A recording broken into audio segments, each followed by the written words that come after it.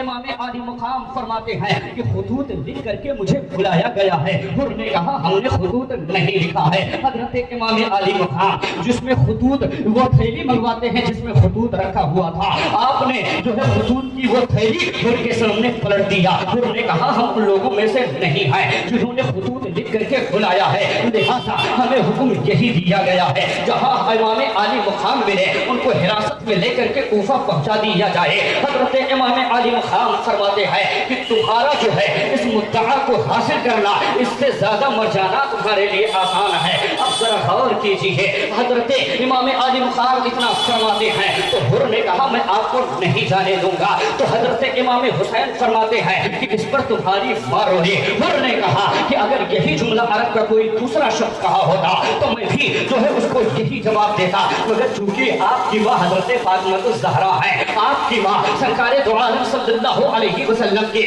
صاحبزادی ہیں, آپ کی ماں حضرت علی کرم اللہ تعالی وجہ الکریم کی زوجہ محترمہ ہیں, اس لیے میں جب بھی آپ کے ماں کا نام لوں گا بھلائی کے ساتھ نام لوں گا, جب بھی آپ کے ماں کا نام لوں گا خیر کے ساتھ ہی نام لوں گا. چنانچہ حضرت امام حسین فرماتے ہیں کہ آخر بتاؤ تمہارا مطلب کیا ہے, تم چاہتے کیا ہو. حضور نے کہا کہ تمہیں جو ہے میں آپ کو ابن زیاد کے دربار میں لے جانا چاہتا ہوں. امام حسین فرماتے ہیں قسم خدا کی یہ تمہارا مدعا حاصل نہیں ہوگا. حضور نے کہا قسم خدا کی میں آپ کو لے کر کے چلوں گا. یہاں تک کی جو ہے حضور میں اور حضرت امام حسین میں تکرار ہو رہی تھی, اور اسی تکرار کے دوران حضور نے کہا ایسا کیجیے کہ آپ ایک ایسا راستہ اختیار کریں گے نہ جو کوفہ کی طرف جاتا ہو نہ مدینہ کی طرف جاتا ہو, لہٰذا جو ہے آپ اس وقت تک اس راستے پر چلیں جب تک کہ ابن زیاد کی طرف سے کوئی رائے نہیں آ جاتا ہے. اب ذرا غور کیجیے, حضرت امام حسین رضی اللہ تعالیٰ عنہ کو اس کی رائے بہت پسند آئی. چنانچہ حضرت امام حسین رضی اللہ تعالیٰ عنہ